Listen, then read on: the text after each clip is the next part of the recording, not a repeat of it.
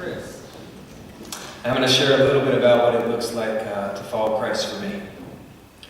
When I was 19 years old, I left my parents' house in New Jersey to move to New York City to pursue a career in the fashion industry as a model. And I remember when I got to New York, I was looking around and I remember asking God, now putting in perspective, I didn't really know God. I knew about God, but I didn't have a relationship with Him.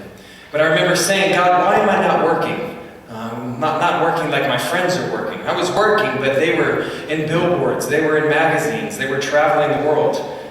And I remember saying, why am I not working? I feel like a good person. They're out partying all the time. I don't do that stuff. So I stopped going to church, and I started partying all the time, and I started to work like crazy. In fact, the more that I partied, the more that I worked. Fast forward 4 years later, it was my 23rd birthday, and I was on the roof of my apartment in Little Italy, Manhattan. And I was up on the roof looking at the stars, and I was reflecting on my life over the last 4 years leading up to that point. And at that moment, I had 2 billboards that I was in Times Square. I was in almost every magazine from the advertisements that I had done the year before, but I felt nothing inside of myself. And I finally started to understand what it looks like for a man to gain the world and lose his soul. Because the devil will give you everything you want, but it comes with a price. The more that I turned from God, the more that I thought I was blessed by what I perceived God to be. But it was materialistic blessings that were feeding the flesh, where the moth and the rust corrupt. So as I looked at the stars that night and made a wish, I felt this overwhelming feeling that I needed to come to California. A few weeks later, maybe 2 or 3, I moved to California to pursue a career in the film industry as an actor.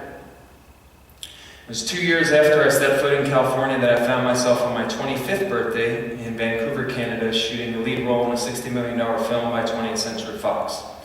And it was at this time that the Father started to draw me into Himself. As the scripts were coming in and I was reading and I was learning about the God that gave me life, I remember saying, Lord, how am I going to do this with you at the same time? Because the scripts that I'm reading don't seem to line up with the Bible and the Word and the God that gave me life. How can I do both at the same time? So I largely started to step away from the film industry, and I called my modeling agencies up and I asked them if they could get me some jobs so that I could sustain myself. And one of the first jobs that they had for me was for a magazine called Luomo Vogue with a photographer by the name of Stephen Meisel.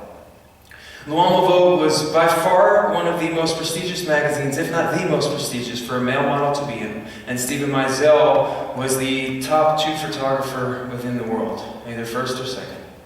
What it meant for my career was the success that I left behind when I left New York to pursue a career in the film industry. But as my agent told me about the job, I remember feeling really unsettled, and I didn't know why. And as I sat there toiling with it up until the week when I was shooting the job, I remember the night before, I was waking up all night long in prayer. Even one point, I was on my knees on my bed in the middle of the night praying, not knowing what was happening. And I said, God, what is going on? This is everything that I have ever wanted. What it meant for my career was tremendous success. What it meant for the future was money and the fame that my flesh sought. As I left the house that morning to go to the job, I said, Lord, I don't know what you have for me to do, but if there's something that you have for me, please make it easy. Not my will, but yours be done. And as I got to the set in Hollywood, everything looked fine. I took a sigh of relief. I went into the makeup room, and as I sat down and I asked the makeup artist what we were going to be doing that day for the shoot, that's when he shared with me that they were going to be dressing me in drag. They were going to dress me as a woman. My heart sank the second that I heard it, and I felt like I was going to cry and scream and puke at the same time. And all I kept hearing was that verse in Deuteronomy 22 that says, a man shall not dress in woman's clothing. And fortunately, the makeup artist got a phone call and he excused himself, so I ran outside and I called the pastor of my church at that time to talk to him about what was happening, secretly hoping that he was going to say, Chris, it's just a job, you can stay. But I knew inside of my heart what needed to be done, and I just needed confirmation. So I called him, and he didn't answer, and I went back in. And as I sat down in the makeup chair again, he got another phone call, and I ran outside. I called my agent again, or my pastor again. He didn't answer, so I went back in. And as I was sitting down inside of that chair, the makeup artist was pushing down my eyebrows to get me ready for the woman that they were going to dress me as.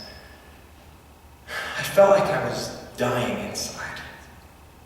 So I excused myself this time, and I ran outside and I called my uncle who had led me to Christ in the first place.